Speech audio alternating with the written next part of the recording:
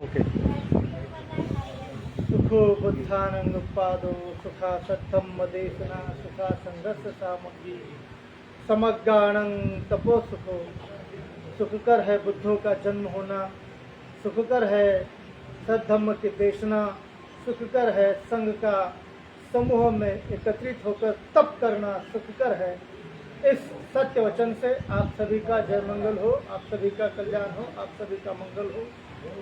महाबोधि महाविहार मुक्ति आंदोलन जो पिछले 176 दिन से अनिश्चित धरने के रूप में बोधगया की पावन धरती पे चल रहा है। बीटी एक्ट 1949 को निरस्त करने के लिए यह आंदोलन हम माघ पूर्णिमा से आज तक चला रहे हैं। इसका जो इतिहास है वो पूरा इतिहास 135 सालों का, महाबोधि महाविहार मुक्ति आंदोलन का इतिहास 135 सालों का है। 135 सालों से हमारी एक ही मांग है, गैर बौद्धों के हाथों से बुद्ध विहार को मुक्त कराया जाए। गैर बौद्ध लोग क्यों हैं हमारे बुद्ध विहार में, यह इस मांग को लेकर के हम पिछले 176 दिनों से बोधगया में इस धरने पे बैठे हैं और इस आंदोलन को नए रूप में चलाने के लिए जिन्होंने संघर्ष का रास्ता चुना, जिन्होंने सारी बड़ी ताकतों के साथ लड़ने का लोहा लिया, ऐसे हमारे जो धम्म मित्र है, कल्याण मित्र है, आदरणीय आकाश लामा जी, इनका आज जन्मदिन है और इस जन्मदिन के उपलक्ष्य में मैं आकाश लामा जी को उनकी लंबी उम्र के लिए आशीर्वाद देता हूँ, उन्हें मंगल कामना करता हूँ। वो ऐसे ही सच्चे मन से और सच्चे लगन से इस आंदोलन को चलाते रहे। सारे भारत के बौद्धों की सच्ची भावनाएं और मंगल कामनाएं और मंगल मैत्री उनके साथ है। ऑल इंडिया बुद्धिस्ट फोरम के साथ है। बदंत प्रज्ञाशील जी, महास्थवीर जी, इनके मार्गदर्शन में जो पिछले 6 महीने से पालथी मार करके एक तप चल रहा है और जिनके मार्गदर्शन से सारे लोग एक दिशा निर्देश प्राप्त कर रहे हैं, बहुत बड़े संयम का ये परिचय है। ये कोई साधारण बात नहीं है।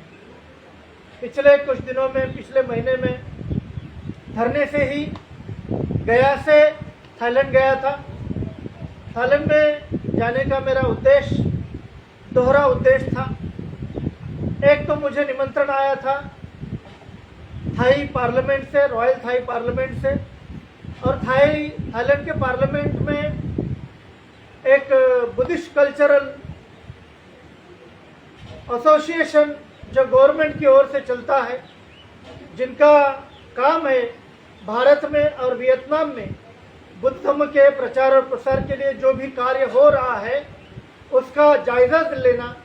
उस मीटिंग में मुझे बुलाया गया था, तो मैंने ये बात भंते जी को बताई कि प्रज्ञाशील भंते जी, मैं इस तरह से थाईलैंड से मुझे निमंत्रण आया है, मैं जाना चाहता हूँ, और मुझे ऑल इंडिया बुद्धिस्ट फोरम का जो पर्चा है जिसमें महाबोधि महाविहार चैत्य गठन करने की एक अपील पूरे वर्ल्ड के बौद्धों से की गई है और महाविहार को बौद्धों के हाथ में सौंपने का एक ज्ञापन तैयार किया गया है। वो ज्ञापन मैं थाईलैंड के पार्लियामेंट के सीनेट मेंबर को देना चाहता हूं।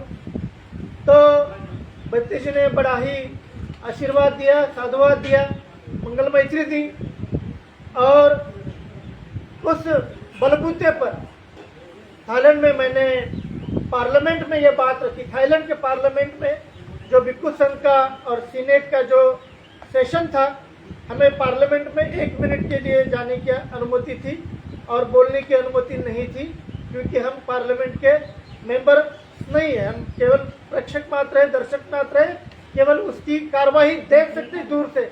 जैसे भारत के लोकसभा में आप दूर से कार्रवाई देख सकते हैं, उस तरह से। लेकिन हमारी जो मीटिंग हुई बाहर हॉल में, जहाँ पे कॉन्फ्रेंस रूम था, जहाँ पे पूरे थाईलैंड से बड़े बड़े महाविहार के विहाराधिपति अपनी अपनी समस्याओं को लेकर आए थे और गवर्नमेंट से कुछ सुविधाएं चाहते थे। थाईलैंड गवर्नमेंट से, थाईलैंड के राजा की ओर से बुद्ध विहारों को सुविधाएं दी जाती है। देखिए, थाईलैंड का राजा पूरे थाईलैंड के बुद्ध विहारों का और विश्व स्तर पे थाईलैंड की जितनी भी बौद्ध संस्थाएं हैं जो काम करती है, उसका वो पालक है, मतलब वो पालन करता है, गार्जियन की तरह। वो पूरे दुनिया के बौद्ध संस्थानों के गार्जियन है थाईलैंड के राजा। तो उनके माध्यम से बहुत सारा कार्य विश्व स्तर पे होता है। तो दो बातें मुझे समझ में आई। एक बात, क्या अफवाह फैलाई गई है, जो लोग इस आंदोलन के विरोध में हैं, उन लोगों ने क्या अफवाह फैलाई है कि भारत के बौद्ध लोग अभी भी पूरी तरह से कैपेबल नहीं है और भारत के बौद्धों के हाथ में महाविहार नहीं देना चाहिए।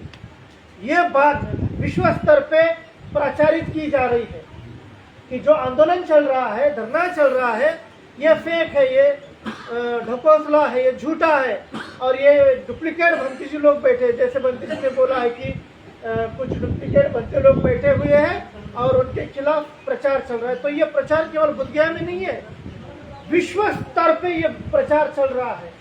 विश्व के लोगों को ये बुद्धगया में बैठे हुए गैर बौद्ध लोग जो बुद्ध विहारों के साथ संगठन बनाए बैठे हुए हैं, ये ऐसा प्रचार कर रहे हैं कि ये जो आंदोलन चल रहा है ये केवल और केवल पैसा उगाही का काम चल रहा है, इसलिए चल रहा है। और इसमें अब हमारे भी लोग कुछ शामिल हो गए हैं, जिनको हमारे लोग कहते हैं, जिनको हमारे लोग कहते हैं, वो भी आंदोलन के खिलाफ प्रचार कर रहे हैं। वो क्यों प्रचार कर रहे हैं, इसका भी जायजा लेना जरूरी है। वो आंदोलन के खिलाफ क्यों है? जैसे बंटी जी ने बोला, 4 प्रकार के लोग आंदोलन से जुड़े हुए हैं कि कोई पब्लिसिटी चाहता है, कोई पब्लिसिटी स्टंट चाहता है, कोई पैसा चाहता है, कोई अपना रुतबा चाहता है, कोई नाम जमाना चाहता है। हर तरह के लोग आते हैं। जिस तरह से यात्रा होती है, यात्रा में सभी तरह के लोग आते हैं, उस तरह से लोगों का सोच बन गया है। लेकिन विश्व स्तर पे हम बौद्धों को एक संदेश एकजुट होकर देना होगा कि भारत के बौद्ध लोग भारत की जो धरोहर है उसको बचाने के लिए पूरी तरह से सक्षम है।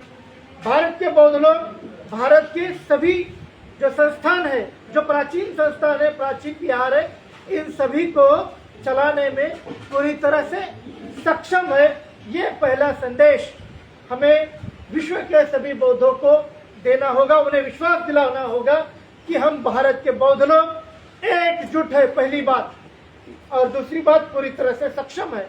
हमें आपका पैसा नहीं चाहिए, हमें केवल आपका मनोबल चाहिए, समर्थन चाहिए। विदेशी बौद्ध लोग यहाँ के लड़ाई नहीं कर सकते। लेकिन जब मैंने बड़े बड़े महास्थविर भिक्षुओं को थाईलैंड के कहा कि आप इसके ऊपर बात क्यों नहीं करते, तो उन्होंने मुझे पूछा कि जो बोधगया में धरना चल रहा है, क्या वो सही मायने में सही भिक्षुओं के द्वारा चलाया जा रहा है? तो मैंने उनको कहा कि जो आंदोलन पिछले 40 साल से चला रहे हैं भदंत सुरई ससाई जी, और जिनके साथ भदंत सुरई ससाई जी के साथ जो लोग महाबोधि महाविहार मुक्ति आंदोलन के लिए काम कर रहे थे, वही लोग जैसे प्रज्ञाशील बंती जी हो गए, आनंद बंती जी हो गए और आकाश लामा हो गए और बहुत सारे जो लोग हैं जो पुराने साथी है महाबोधि महाविहार मुक्ति आंदोलन के, वह सभी लोग इस आंदोलन को चला रहे हैं। आप विश्वस्त हो जाइए, आप आश्वस्त हो जाइए कि महाबोधि महाविहार मुक्ति के लिए बोधगया में जो आंदोलन चल रहा है वो सही दिशा में कानूनी कार्रवाई को मद्देनजर रखते हुए चल रहा है।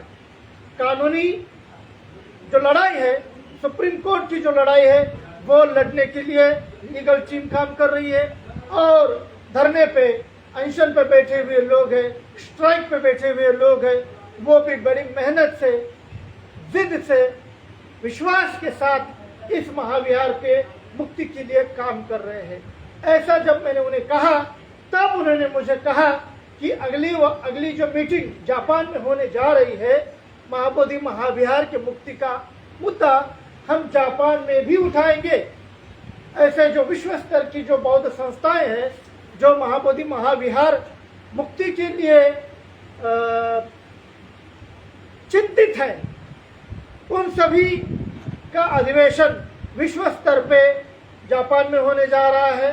अभी सुरेश ससाई बंटी जी भी कोयासान यूनिवर्सिटी में जाके आए। उन्होंने बाबा साहब की जो प्रतिमा है कोयासान यूनिवर्सिटी में, थाईलैंड में, अपने जापान में, उसके सामने महाबोधि महाविहार के लिए नारे लगाए, बाबा साहब का जयकारे के नारे लगाए और विश्व के बौद्धों को एक संदेश दिया। तो हमें पूरे विश्व स्तर को भी देखना है और जमीनी स्तर को भी देखना है। जमीनी स्तर पे हमें धरना मजबूती से चलाना है, ज़्यादा से ज़्यादा लोग बैठे इसका हमें प्रयास करना है, ज़्यादा से ज़्यादा लोग बुद्धगया में आए इसके लिए हमें प्रयास करना है, ज़्यादा से ज़्यादा लोग जो बुद्धगया में धरना दे रहे हैं, प्रज्ञाशील बंटी जी के नेतृत्व में धरना चला रहे हैं, उनका समर्थन करना है। जिनके संपर्क में जो लोग बौद्ध हैं, बाबा साहब को मानने वाले हैं, सम्राट अशोक को मानने वाले हैं, भगवान बुद्ध को मानने वाले हैं, बहुजन महापुरुषों को और संतों को मानने वाले हैं, इन सभी लोगों को महाबोधि महाविहार मुक्ति आंदोलन के लिए ये जो पीटी एक्ट है, बोध गया टेम्पल एक्ट है 1949 का, ये निरस्त करने की जो लड़ाई ऑल इंडिया बुद्धिस्ट फोरम के माध्यम से, ऑल बुद्धिस्ट ऑर्गेनाइजेशन के माध्यम से, समता सैनिक दल के माध्यम से, the Buddhist society of India के माध्यम से और भारतीय भिक्खु संघ के माध्यम से। भारतीय भिक्खु संघ कोई एक संस्था नहीं है, भारतीय भिक्खु, इसमें भारतीय भिक्खु भी आते हैं, भारतीय लामा लोग भी आते हैं, भारतीय जो लोग भारत में पैदा लिए और भारत के लिए सोचते हैं और भारत का भला होना चाहिए, भारत के बौद्धों का भला होना चाहिए, ऐसी सोच रखते हैं और महाबोधि महाविहार का संचालन बौद्धों के द्वारा चलाया जा सके ऐसा सोचते हैं। इन सभी के माध्यम से जो है वो आकाश लामा जी का समर्थन करना चाहिए, क्योंकि सही दिशा में, लीगल दिशा में, कानूनी दिशा में कार्य चल रहा है। सुप्रीम कोर्ट में जब तक ये केस चल रहा है और जब तक बीटी एक्ट जीवित है, तब तक इस आंदोलन को हमें जीवित रखना है, इस धरने को हमें जीवित रखना है, ऐसा ही मैं कहना चाहूँगा और ज़्यादा भाषण नहीं दूंगा। आकाश लामा जी को जन्मदिन की बहुत बहुत बधाई, जन्मदिन की बहुत बहुत मंगल कामनाएं, बहुत बहुत भिक्खु संघ के माध्यम से आशीर्वाद और कुछ जितने भी गुरुजन हैं, भदंत विशुद्धानंद बोधि जी महास्थवीर, इनको भी मेरा प्रणाम, और भदंत प्रज्ञाशील जी महास्थवीर जी, इनको भी मेरा प्रणाम, और जो गुरुजन धम्म की दिशा दे रहे हैं, धम्म को बढ़ाने के लिए काम कर रहे हैं, तप कर रहे हैं, ध्यान कर रहे हैं, धम्म का प्रचार और प्रसार कर रहे हैं, इन सभी के प्रति मैं मंगल कामना व्यक्त करता हूँ। सभी का मंगल हो और ये बीटी एक्ट 1949 जल्द से जल्द निरस्त हो और महाबोधि महाविहार बौद्धों के हाथों में जल्द से जल्द इसको सौंपा जाए, ऐसी बात रखते हुए मैं अपनी बात को विराम देता हूँ। सभी के प्रति मंगल कामना, सभी के प्रति मंगल कामना। भवतु सब मंगलं रक्षन्तु सब देवता सब बुद्धानु धम्मानु संघानु भावेन सदा सोथी भवन्तु ते। सबका मंगल।